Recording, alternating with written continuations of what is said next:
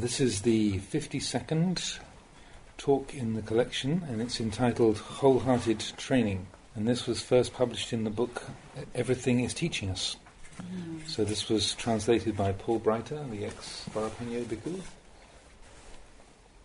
Wholehearted Training. In every home and in every community, whether we live in the city, the countryside, the forests or the mountains, we are the same in experiencing happiness and suffering.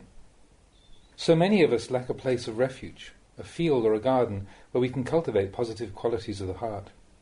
We experience this spiritual poverty because we don't really have commitment. We don't have clear understanding of what this life is all about and what we ought to be doing. From childhood and youth until adulthood, we only learn to seek enjoyment and take delight in things of the senses. We never think that danger will threaten us as we go about our lives, making a family and so on. If we don't have land to till and a home to live in, we are without an external refuge, and our lives are filled with difficulty and distress. Beyond that, there's the inner lack of not having Sila and Dhamma in our lives, of not going to hear the teachings and practice Dhamma. As a result, there is little wisdom in our lives, and everything regresses and degenerates. The Buddha, our supreme teacher, had metta for all beings. He led sons and daughters of good families to be ordained, to practice and realize the truth, to establish and spread the Dhamma, to show people how to live in happiness in their daily lives. He taught the proper ways to earn a livelihood, to be moderate and thrifty in managing finances, to act without carelessness in all affairs. But when we are lacking in both ways, externally in the material supports for life, and internally in spiritual supports as well, then as time goes by and the number of people grows, the delusion and poverty and difficulty become causes for us to grow further and further estranged from Dhamma. We aren't interested in seeking the Dhamma because of our difficult circumstances. Even if there's a monastery nearby, we don't feel much like going to listen to teachings because we're obsessed with our poverty and our troubles and the difficulty of merely supporting our lives. But the Lord Buddha taught that no matter how poor we may be, we should not let it impoverish our hearts and starve our wisdom. Even if there are floods inundating our fields, our villages and our homes, to the point where it's beyond our capability to do anything, the Buddha taught us not to let it flood and overcome the heart. Flooding the heart means that we lose sight of and have no knowledge of the Dhamma. There is the ogha that is a flood of sensuality, of views, becoming and ignorance. There is the ogha of sensuality, the flood of becoming, the flood of views and the flood of ignorance. These four obscure and envelop the hearts of beings. They are worse than water that floods our fields, our villages or our towns. Even if water floods our fields again and again over the years, or fire burns down our homes, we still have our minds. If our minds have Sila and Dhamma, we can use our wisdom and find ways to earn a living and support ourselves. We can acquire land again and make a new start. Now when we have our means of livelihood, our homes and possessions, our minds can be comfortable and upright, and we can have energy of spirit to help and assist each other. If someone is able to share food and clothing and provide shelter to those in need, that's an act of loving kindness. The way I see it, giving things in a spirit of loving kindness is far better than selling them to make a profit. Those who have metta aren't wishing for anything for themselves. They only wish for others to live in happiness. If we really make up our minds and commit ourselves to the right way, I think there shouldn't be any serious difficulty. We won't experience extreme poverty. We won't be like earthworms. We still have a skeleton, eyes and ears, arms and legs. We can eat things like fruit. We don't have to eat dirt like an earthworm. If you complain about poverty, you become mired in feeling how unfortunate you are. And the earthworm will say, "Don't feel too sorry for yourself. Don't you still have arms and legs and bones? I don't have those things, yet I don't feel poor." The earthworm will shame us like this. One day a pig farmer came to see me. He was complaining. "Oh man, this year it's really too much. The price of feed is up, the price of pork is down, I'm losing my shirt." I listened to his laments. Then I said, "Don't feel too sorry for yourself, sir. If you were a pig, then you'd have good reason to feel sorry for yourself. When the price of pork is high, the pigs are slaughtered. When the price of pork is low, the pigs are still slaughtered. The pigs really have something to complain about. The people shouldn't be complaining. Think about this seriously, please." He was only worried about the prices he was getting. The pigs have a lot more to worry about. But we don't consider that. We're not being killed, so we can still try to find a way to get by. I really believe that if you listen to the Dhamma, contemplating it and understanding it, you can make an end of your suffering. You know what's right to do, what you need to do, what you need to use and spend. You can live your life according to Sila and Dhamma, applying wisdom to worldly matters, but most of us are far from that. We don't have morality or Dhamma in our lives, so our lives are filled with discord and friction. There's discord between husbands and wives, discord between children and parents. Children don't listen to their parents just because of a lack of Dhamma in the family. People aren't interested in hearing the Dhamma and learning anything, so instead of developing good sense and skillfulness, they remain mired in ignorance, and the result is lives of suffering. The Buddha taught Dhamma and set out the way of practice. He wasn't trying to make our lives difficult. He wanted us to improve, to become better and more skillful. It's just that we don't listen. This is pretty bad. It's like a little child who doesn't want to take a bath in the middle of winter because it's too cold. The child starts to stink so much that the parents can't even sleep at night. So they grab hold of the child and give him a bath. That makes the child mad, and he cries and curses the father and mother. The parents and child see the situation differently. For the child, it's too uncomfortable to take a bath in the winter. For the parents, the child's smell is unbearable. The two views can't be reconciled.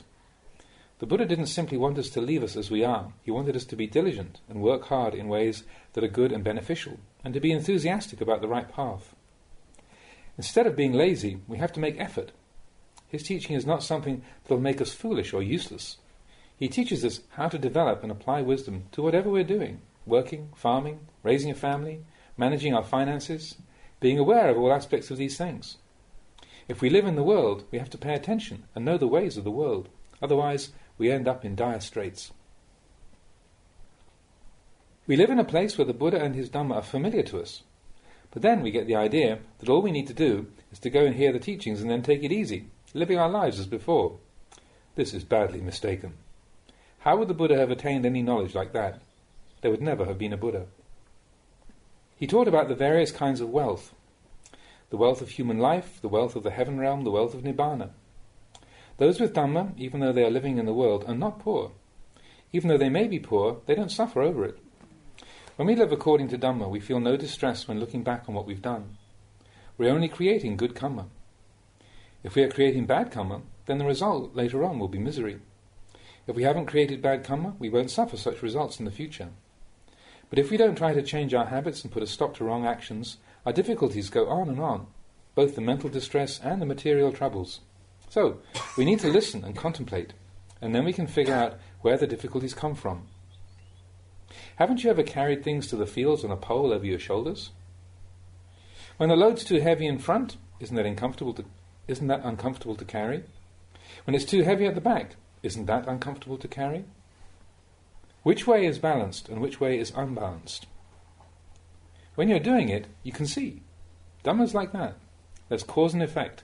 There is common sense. When the load is balanced, it's easier to carry. We can manage our lives in a balanced way, with an attitude of moderation. Our family relations and our work can be smoother. Even if you aren't rich, you can still have ease of mind. You don't need to suffer over that. If a family is not hard-working, they fall on difficulty, and when they see others with more than they have, they start to feel covetousness, jealousy and resentment, and it may lead to stealing. Then the village becomes an unhappy place. It's better to work at benefiting yourselves and your families, for this life and also for future lives. If your material needs are met through your efforts, then your mind is happy and at ease, and that's conducive to listening to Dhamma teachings, to learn about right and wrong, virtue and demerit, and to keep on changing your lives for the better. You can learn to recognize how doing wrong deeds only creates hardship, and you'll give up such actions and keep improving. Your way of working will change, and your mind will change too. From being someone ignorant, you'll become someone with knowledge. From being someone with bad habits, you'll become someone with a good heart. You can teach what you know to your children and grandchildren. This is creating benefit for the future by doing what is right in the present. But those without wisdom don't do anything of benefit in the present. They only end up bringing hardship upon themselves. If they become poor, they just think about gambling. Then that finally leads them into becoming thieves. We haven't died yet, so now is the time to talk about these things. If you don't hear the Dhamma when you're a human being, there won't be any other chance. Do you think the animals can be taught the Dhamma? Animal life is a lot harder than our life. Being born as a toad or a frog, a pig or a dog, a cobra or a viper, a squirrel or a rabbit. When people see them, they only think about killing or beating them, catching them or raising them for food. We have this opportunity as humans. It's much better. We're still alive, so now is the time to look into this and mend our ways. If things are difficult, try to bear with the difficulty for the time being and live in the right way until one day you can do it. Practicing the Dhamma is like that. I'd like to remind you all of the need for having a good mind and living your lives in an ethical way. However you may have been doing things up to now, you should take a close look and see whether that is good or not. If you've been following wrong ways, give them up. Give up wrong livelihood. Earn your living in a good and decent way that doesn't harm others and doesn't harm yourself or society. When you practice right livelihood, then you can live with a comfortable mind. We monks and nuns rely on lay people for all our material needs, and we rely on contemplation so that we're able to explain Dhamma to the lay people for their own understanding and benefit, enabling them to improve their lives. You can learn and recognize and remove whatever causes of misery and conflict there are. Make efforts to get along with each other, to have harmony in your relations rather than exploiting or harming each other. These days, things are pretty bad. It's hard for folks to get along. Even when a few people get together for a little meeting, it doesn't work out. They just look at each other's faces 3 times and they're ready to start killing each other. Why is it like this? It's only because people have no sila or Dhamma in their lives. In the time of our parents, it was a lot different. Just the way people looked at each other showed that they felt love and friendship. It's not anything like that now. If a stranger shows up in the village as evening comes, everyone will be suspicious. What's he doing coming here at night? Why should we be afraid of a person coming into the village?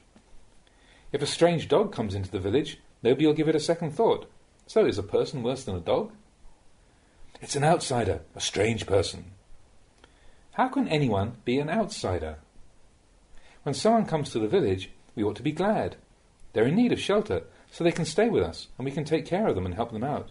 We'll have some company. But nowadays there's no tradition of hospitality and goodwill anymore. There's only fear and suspicion. In some villages, I'd say that there aren't any people left. There are only animals. There's suspicion about everything. Possessiveness over every bush and every inch of ground, just because there is no morality, no spirituality. When there is no sila and no Dhamma, then we live lives of unease and paranoia. People go to sleep at night and soon they wake up, worrying about what's going on, or about some sound they heard. People in the villages don't get along or trust each other. Parents and children don't trust each other. Husband and wife don't trust each other. What's going on? All of this is the result of being far from the Dhamma and having lives bereft of Dhamma. So everywhere you look, it's like this, and life is hard. If a few people show up in the village and request shelter for the night now, they're told to go and find a hotel. Everything is business now. In the past, no one would think of sending them away like that. The whole village would join in showing hospitality. People would go and invite their neighbours, and everyone would bring food and drink and share with the guests. Now, that can't be done. After people eat their dinner, they lock the doors. Wherever we look in the world now, this is the way things are going. It means that the non-spiritual is proliferating and taking over. We're generally not very happy, and we don't trust anyone very much. Some people even kill their parents now. Husbands and wives may cut each other's throats. There's a lot of pain in society, and it's simply because of this lack of sila and Dhamma. So, please try to understand this, and don't discard the principles of virtue. With virtue and spirituality, human life can be happy. Without them, we become like animals. The Buddha was born in the forest.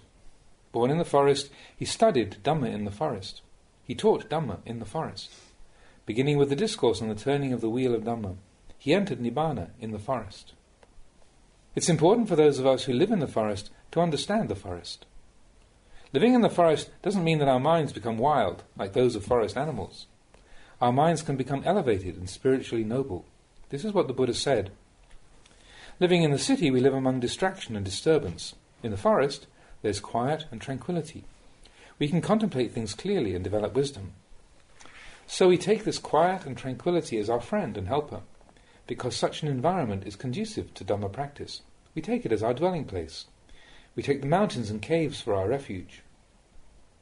Observing natural phenomena, wisdom comes about in such places. We learn from and understand trees and everything else. and it brings about a state of joy. The sounds of nature we hear don't disturb us. We hear the birds calling us as they will, and it's actually a great enjoyment. We don't react with any aversion, and we aren't thinking harmful thoughts. We aren't speaking harshly or acting aggressively towards anyone or anything. Hearing the sounds of the forest gives delight to the mind. Even as we're hearing sounds, the mind is tranquil. The sounds of people, on the other hand, are not peaceful. Even when people speak nicely, it doesn't bring any deep tranquility to the mind. The sounds that people like, such as music, are not peaceful. They cause excitement and enjoyment, but there's no peace in them. When people are together and seeking pleasure in this way, it'll usually lead to mindlessness, aggressive and contentious speech, and the condition of disturbance keeps increasing. The sounds of humans are like this. They don't bring real comfort or happiness unless words of Dhamma are being spoken. Generally, when people live together in society, they're speaking out of their own interests, upsetting each other, taking offence and accusing each other, and the only result is confusion and upset. Without Dhamma, people naturally tend to be like that. The sounds of humans lead us into delusion. The sounds of music and the words of songs agitate and confuse the mind. Take a look at this. Consider the pleasurable sensations that come from listening to music. People feel it's really something great and it's so much fun. They can stand out in the hot sun when they're listening to a music and dance show. They can stand there until they're baked to a crisp, but still they feel like they're having fun. But then, if someone speaks harshly, criticizing or cursing them, they're unhappy again. This is how it is with the ordinary sounds of humans. But if the sounds of humans become the sounds of Dhamma, if the mind is Dhamma and we're speaking Dhamma, that's something worth listening to, something to think about, something to study and contemplate. That kind of sound is good, not in any excessive or unbalanced way, but in a way that brings happiness and tranquility. The ordinary sounds of humans generally only bring confusion, upset and torment. They lead to the arising of lust and anger, confusion, and they incite people to be covetous and greedy, to want to harm and destroy others. But the sounds of the forest aren't like that. If we hear the cry of a bird, it doesn't cause us to have lust or anger. We should be using our time to create benefit right now, in the present. This was the Buddha's intention. Benefit in this life, benefit in future lives. In this life, from childhood, we need to apply ourselves to study, to learn at least enough to be able to earn a living so that we can support ourselves and eventually establish a family and not live in poverty. But we generally don't have such a responsible attitude. We only want to seek enjoyment instead. Wherever there's a festival, a play or a concert, we're on our way there, even when it's getting near harvest time. The old folks will drag the grandchildren along to hear a famous singer. "Where are you off to, grandmother?" "Oh, I'm taking the kids to hear a concert." I don't know if grandma's taking the kids or the kids are taking her. It doesn't matter how long or difficult a trip it might be, and they go again and again. They say they're taking the grandchildren to listen, but the truth is they just want to go themselves. To them, that's what a good time is. If you invite them to come to the monastery to listen to Dhamma and learn about right and wrong, they'll say, you go ahead. I want to stay home and rest. Or, I've got a bad headache. My back hurts. My knees are sore. I really don't feel well. But if it's a popular singer or an exciting play, they'll rush to round up the kids and nothing bothers them then. That's how folks are. They make such efforts, yet all they're doing is bringing suffering and difficulty on themselves. They're seeking out darkness, confusion and intoxication on this path of delusion. The Buddha is teaching us to create benefit for ourselves in this life. Ultimate benefit, spiritual welfare. We should do it now, in this life. We should be seeking out the knowledge that will help us to do that, so that we can live our lives well, making good use of our resources, working with diligence in ways of right livelihood. After I was ordained, I started practicing, studying and then practicing, and faith came about. When I first started practicing, I would think about the lives of beings in the world. It all seemed very heartrending and pitiful. What was so pitiful about it? All the rich people would soon die and have to leave their big houses behind, leaving the children and grandchildren to fight over the estate. When I saw such things happening, I thought, this got to me. It made me feel pity towards the rich and poor alike, towards the wise and the foolish. Everyone living in this world was in the same boat. Reflecting on our bodies, about the condition of the world and the lives of sentient beings, brings about weariness and dispassion. Thinking about the ordained life, we've taken up this way of life to dwell and practice in the forest, and developing a constant attitude of disenchantment and dispassion, our practice will progress. Thinking constantly about the factors of practice, rapture comes about. The hairs of the body stand on end. There is a feeling of joy in reflecting on the way we live, in comparing our lives previously with our lives now. The Dhamma caused such feelings to fill my heart. I didn't know who to talk to about it. I was awake, and whatever situations I met, I was awake and alert. It meant I had some knowledge of Dhamma. My mind was illumined, and I realized many things. I experienced bliss, a real satisfaction, and a delight in my way of life. To put it simply, I felt I was different from others. I was a fully grown, normal man, but I could live in the forest like this. I didn't have any regrets, or see any loss in it. When I saw others having families, I thought that was truly regrettable. I looked around and thought, how many people can live like this? I came to have real faith and trust in the path of practice I'd chosen, and this faith has supported me right up to the present. In the early days of Wat Pah Pong, I had 4 or 5 monks living here with me. We experienced a lot of difficulties. From what I can see now, most of us Buddhists are pretty deficient in our practice. These days, when you walk into a monastery, you see only the kutis, the temple hall, the monastery grounds and the monks. But as to what is really the heart of the Buddha's way, the Buddha Sasana, you won't find that. I've spoken about this often. It's a cause for sadness. In the past I had one Dhamma companion who became more interested in study than in practice. He pursued the Pali and Abhidhamma studies, going to live in Bangkok after a while, and last year he finally completed his studies and received a certificate and titles commensurate with his learning. So, now he has a brand name. Here, I don't have any brand name. I studied outside the models, contemplating things and practicing, thinking and practicing. So, I didn't get the brand label like the others. In this monastery, we had ordinary monks, people who didn't have a lot of learning, but who were determined to practice. I originally came to this place at the invitation of my mother.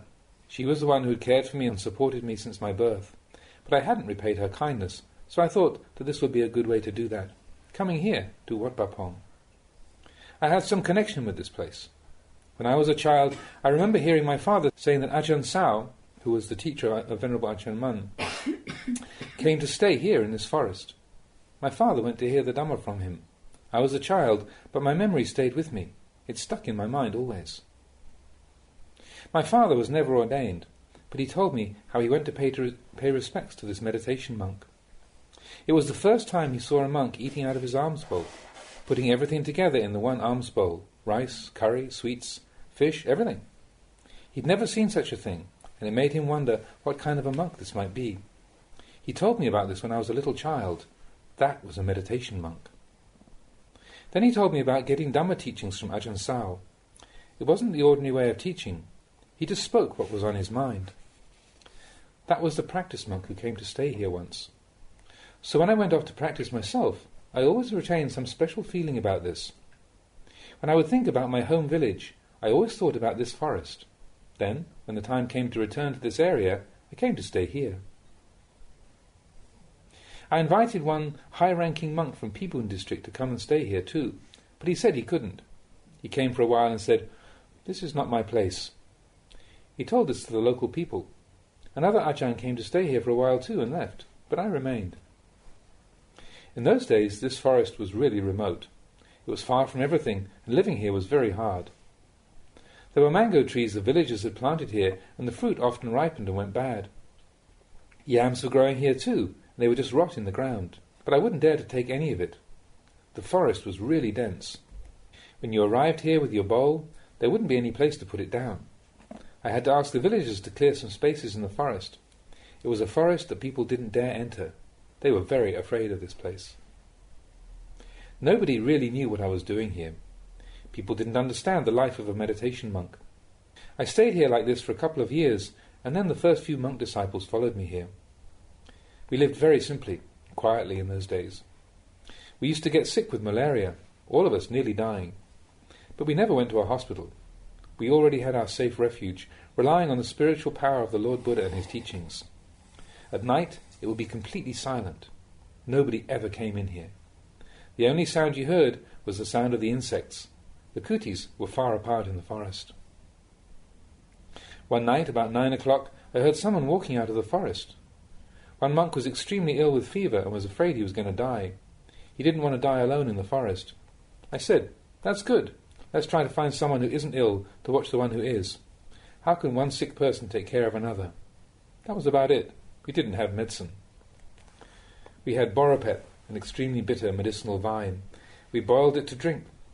When we talked about preparing a hot drink, quote unquote, in the afternoon, we didn't have to think much about it. It only meant boropet. Everyone had fever and everyone drank boropet. We didn't have anything else. We didn't request anything of anyone. If any monks got really sick, I told them, "Don't be afraid. Don't worry. If you die, I'll cremate you myself. I'll cremate you right here in the monastery. You won't need to go anywhere else." This is how I dealt with it. Speaking like this gave them strength of mind. There was a lot of fear to deal with. Conditions were pretty rough. The lay people didn't know much. They would bring us blara, fermented fish, a staple of the local diet, but it was made with raw fish, so we didn't eat it. I would stir it and take a look and see what it was made of, and then just leave it sitting there. Things were very hard then, but we don't have those kind of conditions these days. Nobody knows about them. But there is some legacy remaining in the practice that we have now, in the monks from those days who are still here. After the rains retreat, we would go tudong right here within the monastery. We went and sat deep in the quiet of the forest. From time to time we would gather. I would give some teaching, and then everyone went back into the forest to continue meditating, walking and sitting. We practiced like this in the dry season. We didn't need to go wandering in search of forests to practice. In, because we had the right conditions here. We maintained the tudong practices right here. Now, after the rains, everyone wants to take off somewhere. The result is usually that their practice gets interrupted. It's important to keep at it steadily and sincerely so that you come to know your defilements. This way of practice is something good and authentic. In the past it was much harder. It's like the saying that we practiced to no longer be a person. The person should die in order to become a monk. We adhered to the Vinaya strictly, and everyone had a real sense of shame about their actions. When doing chores, hauling water, or sweeping the grounds, you didn't hear monks talking. During bowl washing, it was completely silent. Now, some days I have to send someone to tell them to stop talking to find out what all the commotion is about. I wonder if they're boxing out there. The noise is so loud I can't imagine what's going on. So, again and again, I have to forbid them to chat. I don't know what they need to talk about. When they've eaten their fill, they become heedless because of the pleasure they feel. I keep on saying, when you come back from the alms round, don't talk. If someone asks why you don't want to talk, I tell them, my hearing is bad. Otherwise it becomes like a pack of barking dogs. Chattering brings about emotions, and you can even end up in a fist fight, especially at that time of the day when everyone's hungry. The dogs are hungry, and the defilements are active. This is what I've noticed. People don't enter the practice wholeheartedly. I've seen it changing over the years. Those who trained in the past got some results and can take care of themselves. But now, hearing about the difficulties would scare people away. It's too hard to conceive of. If you make things easy, then everyone's interested. But what's the point? The reason we were able to realize some benefit in the past is that everyone trained together wholeheartedly. The monks who lived here then really practiced endurance to the utmost. We saw things through together, from the beginning to the end. They have some understanding about the practice. After several years of practicing together, I thought it would be appropriate to send them out to their home villages to establish monasteries. Those of you who came later can't really imagine what it was like for us then. I don't know who to talk to about it. The practice was extremely strict. Patience and endurance were the most important things we lived by. No one complained about the conditions. If we only had plain rice to eat, no one complained. We ate in complete silence, never discussing whether or not the food was tasty. Boropet was what we had for our hot drink. One of the monks went to central Thailand and drank coffee there. Someone offered him some to bring back here. So we had coffee once. But there was no sugar to put in it. No one complained about that. Where would we get sugar? So we could say we really drank coffee without any sugar to sweeten the taste. We depended on others to support us, We wanted to be people who were easy to support, so of course we didn't make requests of anyone. Like that, we were continually doing without things and enduring whatever conditions we found ourselves in. 1 year the lay supporters, Mr. Puang and Mrs. Deng, came to be ordained here. They were from the city and had never lived like this, doing without things, enduring hardship, eating as we do, practicing under the guidance of an Ajahn and performing the duties outlined in the rules of training. But they heard about their nephew living here, so they decided to come and be ordained. As soon as they were ordained, a friend was bringing them coffee and sugar. But they were living in the forest to practice meditation. But they had the habit of getting up early in the morning and making milk coffee to drink before doing anything else. So they stocked their kutis full of sugar and coffee. But here, we would have our morning chanting and meditation, then immediately the monks would prepare to go for alms. So they didn't have a chance to make coffee. After a while it started to sink in. Mr. Puang would pace back and forth, thinking about what to do. He didn't have anywhere to make his coffee, and no one was coming to make it and offer it to him.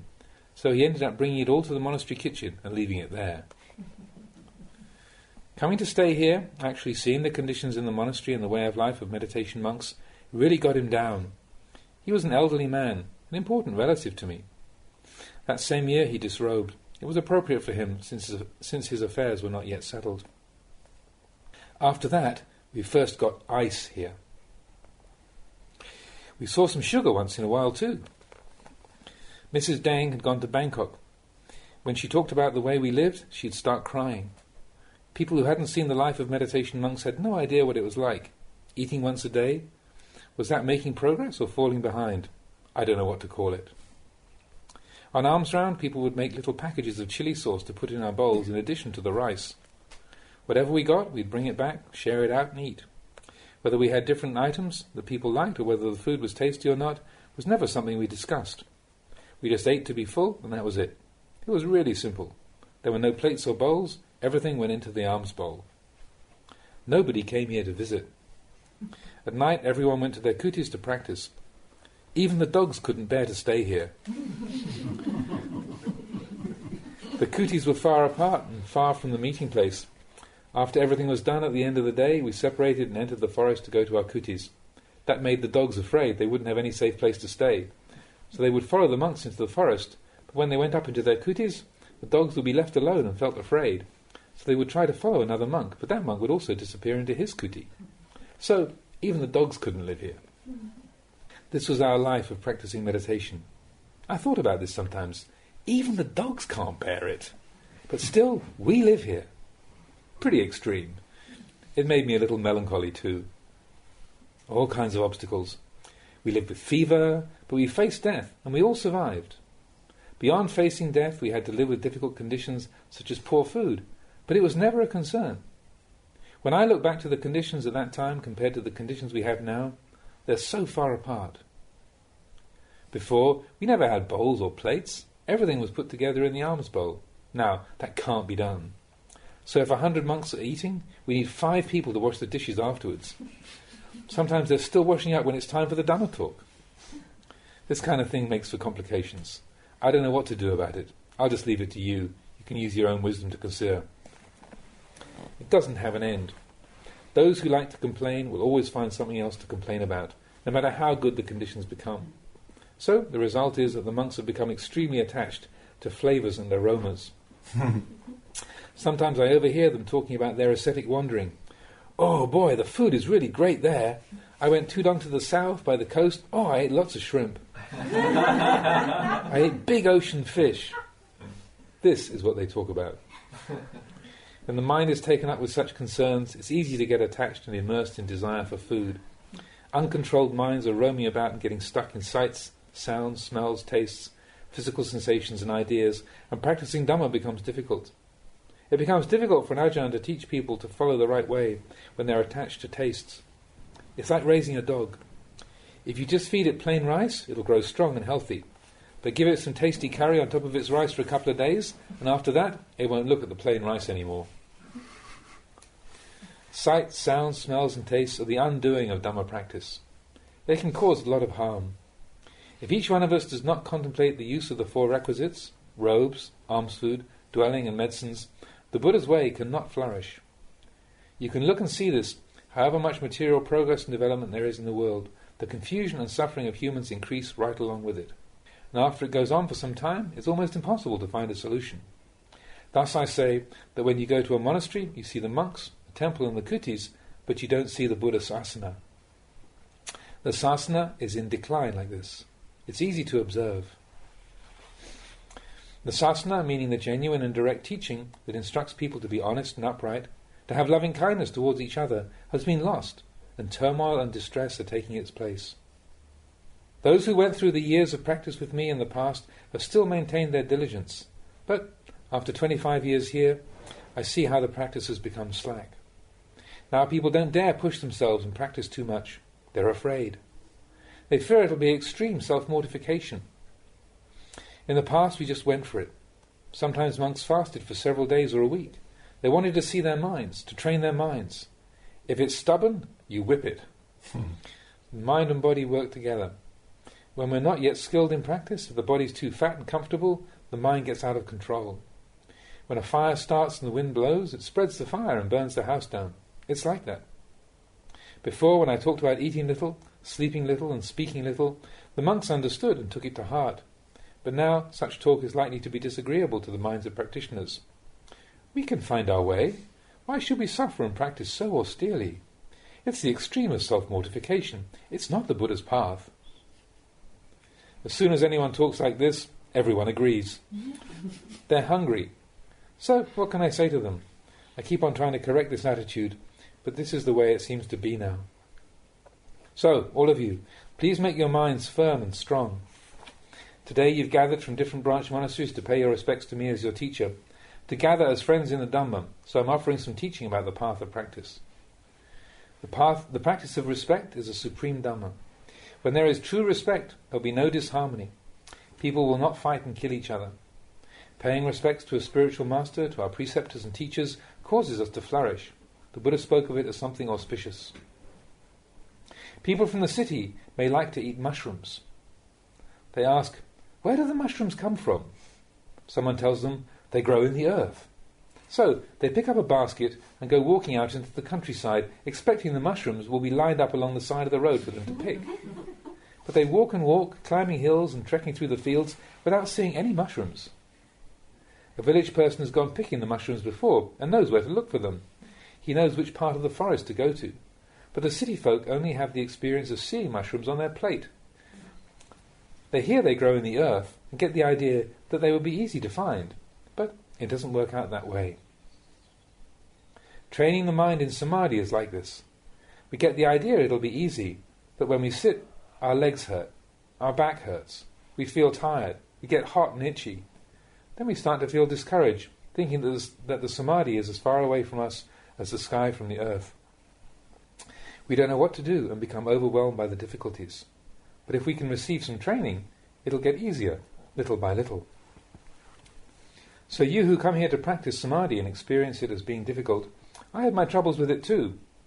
I trained with an Ajahn, and when we were sitting I'd open my eyes to look. Oh, is Ajahn ready to stop yet? I'd close my eyes again and try to bear it a little longer. I felt like it was going to kill me, and I kept opening my eyes. But he looked so comfortable sitting there. 1 hour, 2 hours. I would be in agony, but the Ajahn didn't move. So after a while, I got to fear the sittings. When it was time to practice samadhi, I'd feel afraid. When we're new to it, training in samadhi is difficult. Anything is difficult when we don't know how to do it. This is our obstacle. But training at it, this can change.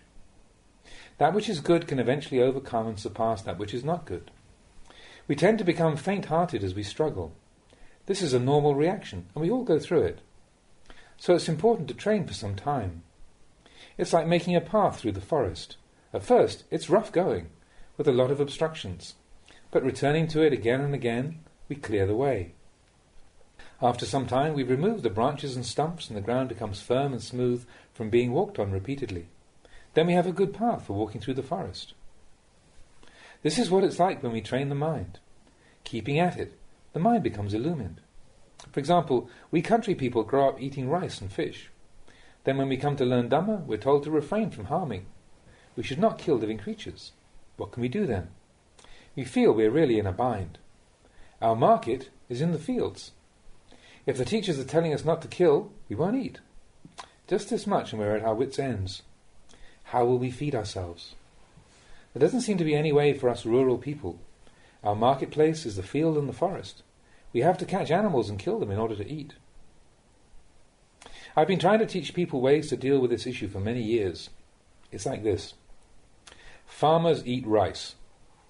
For the most part, people who work in the fields grow and eat rice. So, what about a tailor in town? Does he eat sewing machines? Does he eat cloth? Let's just consider this first. You're a farmer, so you eat rice. If someone offers you another job, will you refuse saying, I can't do it, I won't have rice to eat? Matches that you use in your home, are you able to make them? You can't. So, how do you come to have matches? Is it only the case that those who can make matches have matches to use? What about the bowls that you eat from? Here in the villages, does anyone know how to make them? Do people have them in their houses?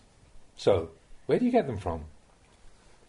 There are plenty of things that we don't know how to make, but still we can earn money to buy them. This is using our intelligence to find a way.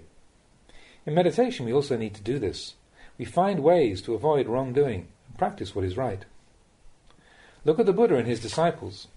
Once they were ordinary beings, but they developed themselves to progress through the stages of stream entry on up to Arahant. They did this through training. Gradually, wisdom grows. A sense of shame towards wrongdoing comes about. I once taught a sage. He was a lay patron who came to practice and keep precepts on the observance days, but he would still go fishing. I tried to teach him further, but couldn't solve this problem. He said that he didn't kill fish. They simply came to swallow his hook. I kept at it, teaching him until he felt some contrition over this. He was ashamed of it, but he kept doing it. Then his rationalization changed. He would put the hook in the water and announce, whichever fish has reached the end of its comer to be alive, come and eat my hook. If your time has not yet come, do not eat my hook. He'd changed his excuse, but still the fish came to eat.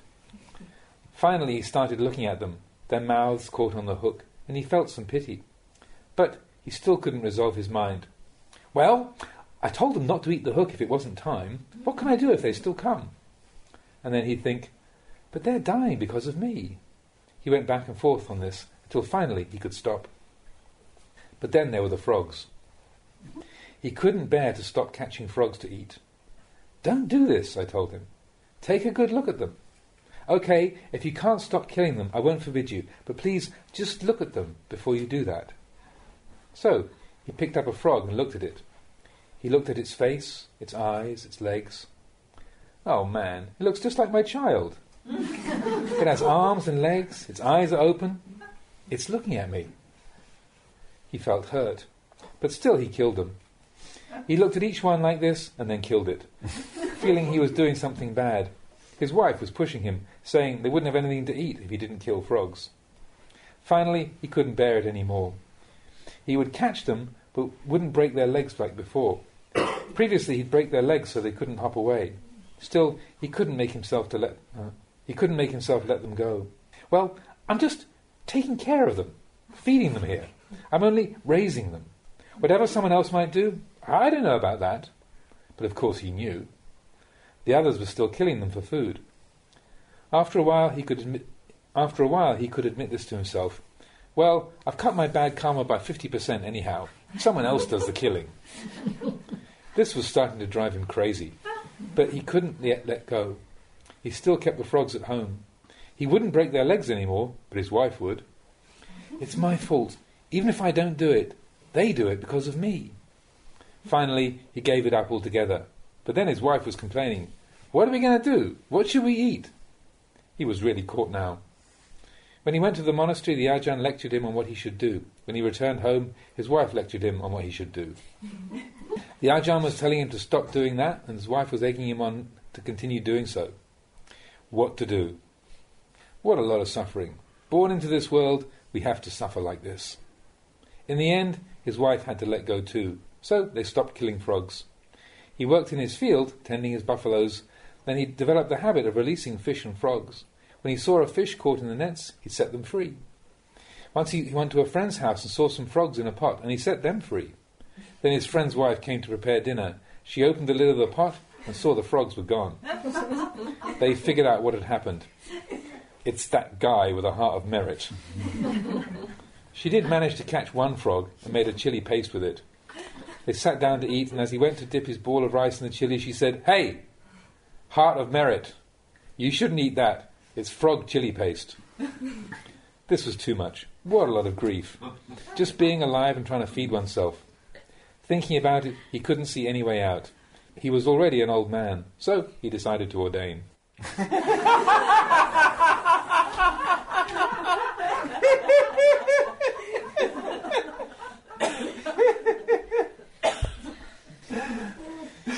He prepared the ordination gear, shaved his head, and went inside the house. As soon as his wife saw his shaved head, she started crying.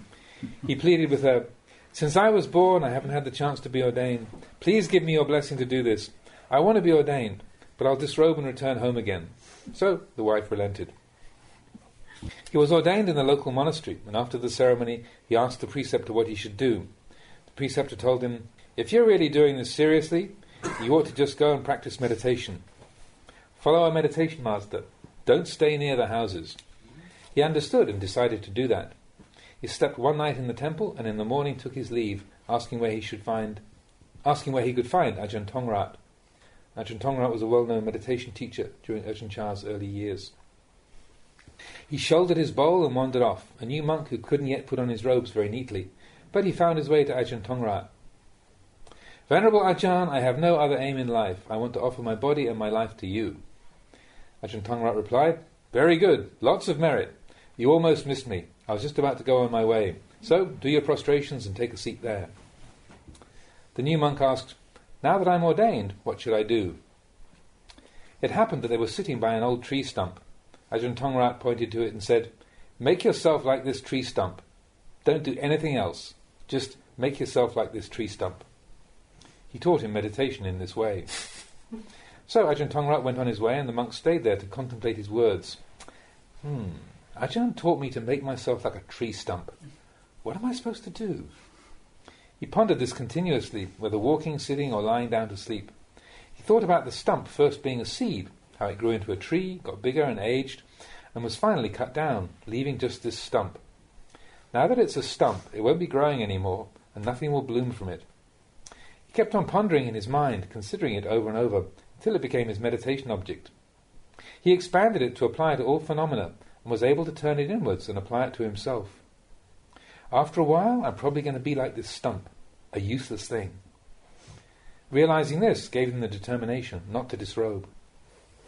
His mind was made up at this point. He had the conditions which came together to get him to this stage. When the mind is like this, there won't be anything that can stop it. All of us are in the same boat. Please think about this and try to apply it to your practice. Being born as humans is full of difficulties. And it's not just that it's been difficult for us so far. In the future, there will also be difficulty. Young people will grow up, grown-ups will age, aged ones will fall ill, ill people will die. It keeps going on like this. The cycle of ceaseless transformation that never comes to an end. So the Buddha taught us to meditate. In meditation, first we have to practice samadhi, which means making the mind still and peaceful, like water in a basin. If we keep putting things in it and stirring it up, it'll always be murky. If the mind is always allowed to be thinking and worrying over things, we can never see anything clearly. If we let the water in the basin settle and become still, we can see all sorts of things reflected in it. When the mind is settled and still, wisdom will be able to see things. The illuminating light of wisdom surpasses any other kind of light. And what was the Buddha's advice on how to practice? He taught to practice like the earth, practice like the water, practice like fire, practice like wind. Practice like the old things, the things we're already made of, the solid element of earth, the liquid element of water, the warming element of fire, the moving element of wind. If someone digs the earth is not bothered. It can be shoveled, tilled, or watered. Rotten things can be buried in it, but the earth will remain indifferent. Water can be boiled or frozen or used to wash something dirty. It's not affected. Fire can burn beautiful and fragrant things or ugly and foul things. Doesn't matter to the fire. When the wind blows, it blows on all sorts of things, fresh and rotten, beautiful and ugly, without concern. The Buddha used this analogy. The aggregation that is us is merely a coming together of the elements of earth, water, fire and wind. If you try to find an actual person there, you can't. There are only these collections of elements. But for all of our lives, we never thought to separate them like this, to see what's really there. We've only thought, this is me, that's mine. We've always seen everything in terms of a self, never seeing that there is merely earth, water, fire and wind. But the Buddha teaches in this way. He taught about the 4 elements and urges us to see that this is what we are. They're the earth, water, fire and wind element. There's no person here. Contemplate these elements to see that there is no being or individual, but only earth, water, fire and wind. It's deep, isn't it? It's hidden deep. People will look, but they can't see this. We're used to contemplating things in terms of self and other all the time, so our meditation is still not very deep. It doesn't reach the truth, and we don't yet get beyond the way these things appear to be. We remain stuck in the conventions of the world, and being stuck in the world means remaining in the cycle of transformation, getting things and losing them, dying and being born and dying, suffering in the realm of confusion. Whatever we wish for and aspire to doesn't really work out the way we want, because we're seeing things wrongly. Our grasping attachments are like this. We're still far, very far from the real path of Dhamma. So, please get to work right now. Don't say, after I'm older I'll start going to the monastery. What is aging? Young people have aged as well as old people. From birth they've been aging. We like to say, when I'm older. Hey, young folks are older. Older than they were. This is what aging means. All of you, please take a look at this. We all have this burden. This is a task for all of us to work on. Think about your parents or grandparents. They were born, then they aged, and in the end they passed away. Now we don't know where they've gone. So the Buddha wanted us to seek the Dhamma. This kind of knowledge is what's most important. Any form of knowledge or study that does not agree with the Buddhist way is learning. Any form of knowledge or study that does not agree with the Buddhist way is learning that involves dukkha. Our practice of Dhamma should be getting us beyond suffering. If we can't fully transcend suffering, then we should at least be able to transcend it a little. Now, in the present. For example, when somebody speaks harshly to us, if we don't get angry with them, we've transcended suffering. If we get angry, we've not transcended dukkha. When someone speaks harshly to us, if we reflect on Dhamma, we will see it is just heaps of earth. Okay, he's criticizing me, but he's just criticizing a heap of earth. One heap of earth is criticizing another heap of earth. Water is criticizing water. Wind is criticizing wind. Fire is criticizing fire. But if we really see things in this way, others will probably call us mad. He doesn't care about anything. He has no feelings. When someone dies, we won't get upset and cry, and they'll call us crazy again. Where can we stay? It really has to come down to this. We have to practice to realize for ourselves. Getting beyond suffering does not depend on others' opinions. Getting beyond suffering does not depend on others' opinions of us, but on our own individual state of mind. Never mind what they'll say. We experience the truth for ourselves. Then we can dwell at ease. But generally, we don't take it this far. Youngsters will go to the monastery once or twice. Then when they go home, their friends make fun of them. Hey, Dhamma Dhammo!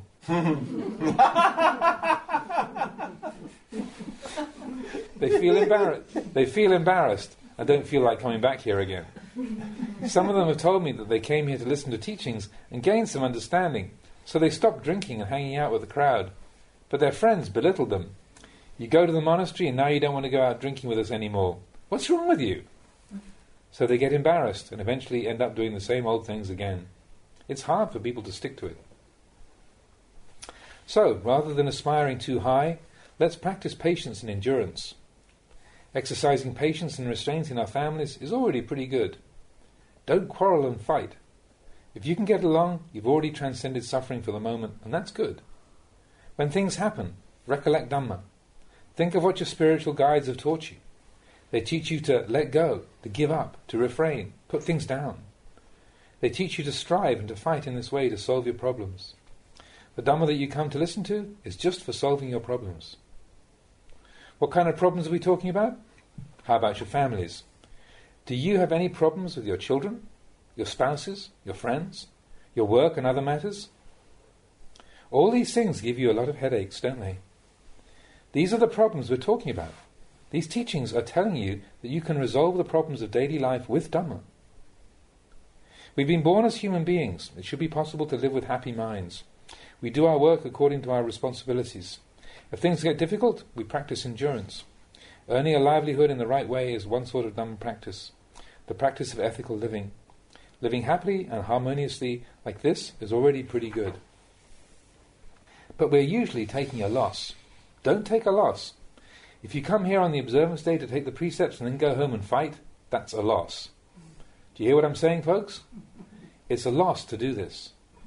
It means you don't see the Dhamma even a tiny little bit. There's no profit at all. Please understand this. Now you've listened to the Dhamma for an appropriate length of time today. A1